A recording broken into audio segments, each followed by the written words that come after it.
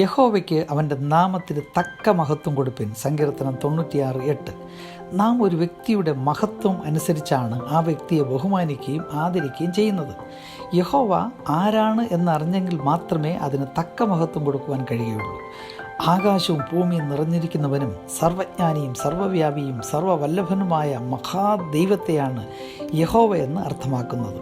ആ വിശുദ്ധ പദം മനുഷ്യൻ്റെ വായിൽ ഉച്ചരിക്കുവാൻ പാടില്ല എന്നാണ് യഹൂദന്മാർ കരുതുന്നത്.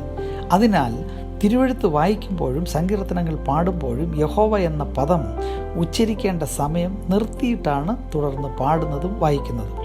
ഇത്ര വലിയവനായ ദൈവത്തെ എങ്ങനെയെങ്കിലും ആരാധിച്ചാൽ അവിടുന്ന് സ്വീകരിക്കയില്ല. യഹോവയ്ക്ക് അവിടുത്തെ നാമത്തിന് തക്ക മഹത്വം കൊടുക്കണം. അതിനാൽ ഈ വലിയവനായ ദൈവത്തെ പരിമിതികളുടെ മധ്യത്തിൽ പൂർണ്ണ ആത്മാവോടും പൂർണ്ണ ശക്തിയോടും പൂർണ്ണ മനസ്സോടും കൂടെ ആരാധിച്ച് നമുക്ക് ദൈവത്തെ മഹത്വപ്പെടുത്താം.